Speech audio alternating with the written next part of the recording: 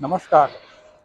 भारत में क्रिकेट सिर्फ खेल नहीं है। लोग कहते हैं कि क्रिकेट इज़ अ रिलीजन, लेकिन मैं कह रहा हूँ कि भारत में क्रिकेट जो है वो जो सबसे ज़्यादा कुछ है तो वो है एक बिजनेस।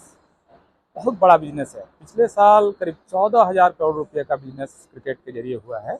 और ग्लोबल जो बिजनेस है इसका, दुनिया भर का बिजनेस, वो $300 मिलियन के आसपास का है। तो सब समझ सकते हैं कि कितना सारा पैसा इन्वॉल्व है, कितने बड़े बड़े लोग इसमें इन्वॉल्व हैं। और इसी से जुड़ा हुआ एक सवाल है कि क्रिकेट को कंट्रोल कौन करता है, क्रिकेट किसके कंट्रोल में है। और क्योंकि ये कॉरपोरेट बिजनेस है, बहुत बड़ा बिजनेस है, इससे जुड़ा हुआ विज्ञापन का, बहुत सारी ब्रांडिंग का, टेलीकास्ट राइट्स का, स्पॉन्सर्स का बहुत बड़ा धंधा है। तो ये धंधा कौन कंट्रोल करता है? और मेरी थीसिस है, इस पर आप विचार करें कि ये सही है या गलत है, कि भारत में क्रिकेट का जो नियंत्रण है, बल्कि भारत में क्रिकेट का जो बिजनेस है और दुनिया में जो क्रिकेट का बिजनेस है, वो एक व्यक्ति के कारण इतना बड़ा हुआ है। इतना बड़ा बिजनेस पहले था नहीं, तो खेल ही तो था।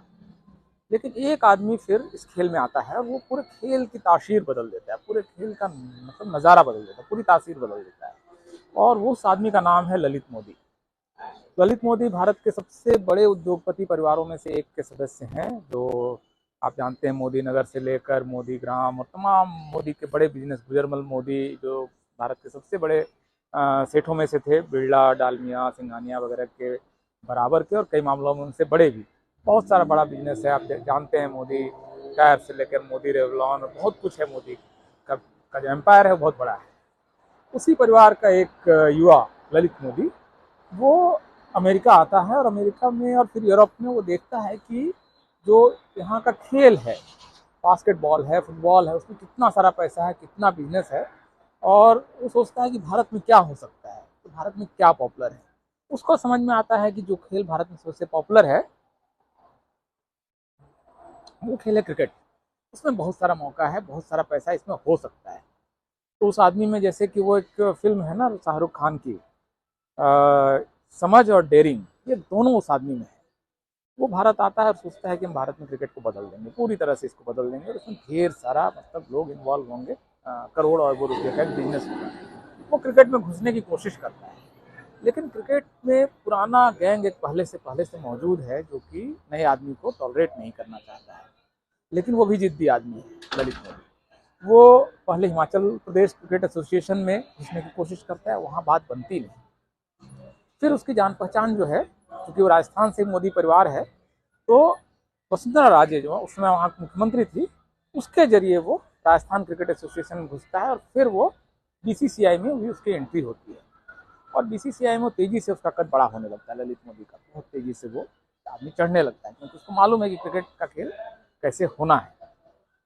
2008 में बहुत सारे प्रयासों के बाद उसको फाइनली उसको समझ में आता है कि अब मुझे मिल गया है वो जगह। तो आई फाउंड माई मोजो, इसको बोलते हैं कि उसको वो एक पारस का पत्थर मिल गया है। और वो T20 का एक क्लब सिस्टम भारत में इवॉल्व करता है, जिसको हम सारी दुनिया अब IPL नाम से जानती है, इंडियन प्रीमियर लीग। और वो फिर IPL में तरह तरह की फ्रेंचाइजीज क्रिएट होती हैं, अलग अलग राज्यों के, शहरों के क्रिकेट टीम बनती है, उसके बीच में टूर्नामेंट होने शुरू होते हैं और पैसा बरसने लगता है। ये है एक आदमी की समझ, जो कि इस आदमी की बिजनेस एक्यूमेन जिसको बोलते हैं, he knows how to make it big, and he really made it big. तो जब वो आदमी, जब इतना सारा पैसा आने लगा, तो पुराने जो डॉन हैं, उनको लगता है कि ये क्या हो रहा है। एक आदमी जो बीजेपी के करीब है, पुराने बिजनेस परिवार का, बहुत बड़े अमीर परिवार का बच्चा है, लड़का है, और वो खेल के नियम बदल रहा है। और इससे क्रिकेट में आप जानते हैं कि डेमोक्रेटाइजेशन शुरू होता है। आज की तारीख में आपको ये सारे प्लेयर जो दिख रहे हैं, वो रिंकू सिंह हो, वो अपने सूर्य कुमार यादव हों, कुलदीप हों, तमाम तो इस तरह के प्लेयर, बुमराह हों, ये सारे इसलिए निकल कर आए हैं क्योंकि IPL है और उसमें टैलेंट को बहुत ज़्यादा मौका मिल रहा है। बहुत सारा पैसा इसमें आ गया है, लोग मेहनत कर रहे हैं, जान लड़ा रहे हैं।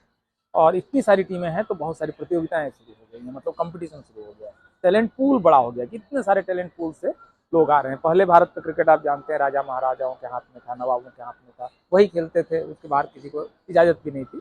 अंग्रेज भी उनसे नहीं खेलते थे, राजा के अलावा कोई आएगा टीम में तो नहीं खेलेंगे। इसलिए पोरबंदर के महाराज को एक बार बुला के जो क्रिकेट नहीं खेलते थे, उनको इंडियन क्रिकेट टीम का कैप्टन बनाया गया था जब वो भारत आज़ाद नहीं था, उसमें इंडियन क्रिकेट का ये हाल था। तो क्रिकेट का डेमोक्रेटाइजेशन जो है, आईपीएल में पैसा आया, कॉर्पोरेट आया, बिजनेस आया, साइड इफेक्ट के तौर पर इसमें टैलेंट भी आया, खेल बड़ा होता चला गया। लेकिन ये बात बाकी लोगों को पसंद नहीं आ रही कि ललित मोदी एक आदमी क्रिकेट का अनजाना सा बंदा आकर इतना सारा कुछ कर रहा है, ये पसंद नहीं आ रहा था। तब उन्होंने एक षड्यंत्र रचा, और ये षड्यंत्र के केंद्र में एसीसी कंपनी के श्रीनिवासन और कई सारे लोग इसमें इन्वॉल्व हुए। कांग्रेस की सरकार थी, बीजेपी का एक आदमी चढ़ रहा है, तो सरकार को भी लगा कि इसमें थोड़ी बहुत हम अपना वजन रख देते हैं, तो लगातार फिर उनके बहुत सारे कार्यों को लेकर जांच शुरू हो गई। ईडी का इस्तेमाल आज की बात नहीं है, ईडी का इस्तेमाल कांग्रेस के समय की बात है, कांग्रेस ने ईडी बनाई है, और इसका सबसे बुरा इस्तेमाल जिस आदमी के खिलाफ हुआ वो है ललित मोदी। मतलब साउथ अफ्रीकन क्रिकेट एक टूर्नामेंट कराया गया, T20 का टूर्नामेंट, इसके लिए अगर पैसे दिए गए हैं बीसीसीआई, तो इसको इस पर भी ईडी बैठी है, आप कल्पना कीजिए। तो ये इस तरह से उस पर 3 ईडी के केस लगाए गए, और उस आदमी को इतना परेशान किया गया, उसकी जांच लगातार, ये वो, कैसे उसने पैसे दिए, कैसे उसने कहाँ से पैसे लिए, सारा कुछ जांच के दायरे में आया, और अल्टीमेटली लोगों ने आईपीएल से ललित मोदी को निकाल के फेंक दिया। यहाँ खेल में एक ट्विस्ट है, ललित मोदी चला गया तो इस खेल का फिर बेनिफिशियरी कौन है, इस खेल का सबसे बड़ा लाभार्थी कौन है। क्राइम में होता है ना, क्राइम हो गई तो क्राइम पकड़ने के लिए पुलिस का कोई दरोगा भी सबसे पहले ये पता करने की कोशिश करता है, जब अपराध हो गया तो उस अपराध का बेनिफिट किसको मिले, हु इज द बेनिफिशियरी, ये मतलब प्राइम क्वेश्चन होता है क्राइम क्रैक करने का। तो आईपीएल से, क्रिकेट से ललित मोदी की विदाई का इस देश में, दुनिया में सबसे बड़ा बेनिफिशियरी कौन है?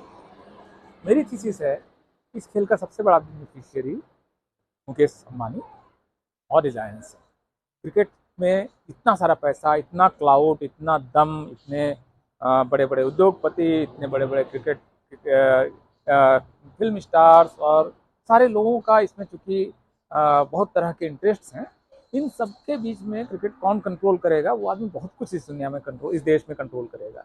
और आप पाएंगे कि इसके बाद आईपीएल में ललित मोदी के बाद, थोड़ा बहुत उथल पुथल के बाद, फाइनली राजीव शुक्ला की एंट्री होती है, वो चेयरमैन बनते हैं ललित मोदी आईपीएल के। और आप पॉलिटिकल सर्किल में जानते हैं कि वो मुकेश अंबानी के आदमी के तौर पर दिल्ली के पॉलिटिकल सर्किल में उनकी पहचान है।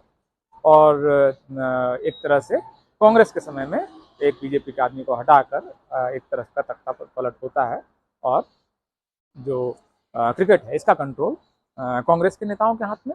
और उसमें और कई सारे लोग इन्वॉल्व हुए, शरद पवार से लेकर बहुत सारे नाम हैं अलग अलग तरीके से। इसमें सब लोग षड्यंत्रकारी नहीं है, लेकिन उन सब के का मतलब क्रिकेट में बाद में स्टेक बड़ा होता चला गया, ललित मोदी को देश छोड़कर जाना पड़ा, और फाइनली अल्टीमेटली ये खेल आज की तारीख में आप जानते हैं, मुंबई इंडियंस से लेकर खेल के अंदर नीता अंबानी का कितना क्लाउड है, मतलब क्रिकेटर्स उनके घर में शादियों में खाना परोसने तक जाते हैं। तो ये जो दम आया, इसमें क्रिकेट का बहुत बड़ा योगदान है। ललित मोदी को मौका नहीं मिला क्रिकेट को और बड़ा करने का। मुझे लगता है कि अगर उनको मौका मिलता, अगर वो मौका उनके पास होता,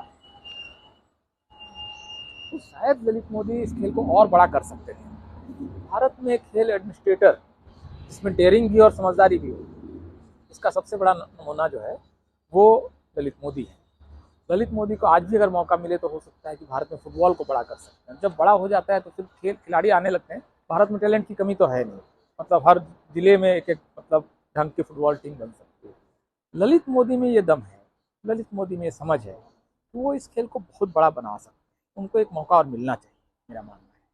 भारत सरकार को पीछे की हुई गलतियों के लिए, जो उनके सरकार की नहीं है, मोदी सरकार की वो गलतियाँ नहीं है, वो मनमोहन सरकार के समय में, वो केसेस वापस लेने चाहिए। ललित मोदी को क्रिकेट में और इंडियन स्पोर्ट्स में वापस आना चाहिए। वो शायद यहाँ के बैडमिंटन को, यहाँ के लॉन टेनिस को, यहाँ के फुटबॉल को, हॉकी को बड़ा और ग्लोबली और कॉम्पिटिटिव बना सकते हैं। तो इस पर भारत सरकार को विचार करना चाहिए कि ललित मोदी का ना होना भारत के लिए बहुत नुकसानदेह है, और उनको एक बार अगर मौका मिलता है, उस आदमी ने अपना दमखम साबित किया। सबसे बड़ी बात ये भाई, आईपीएल क्यों नहीं उससे पहले के जो क्रिकेट एडमिनिस्ट्रेटर थे वो बना पाए?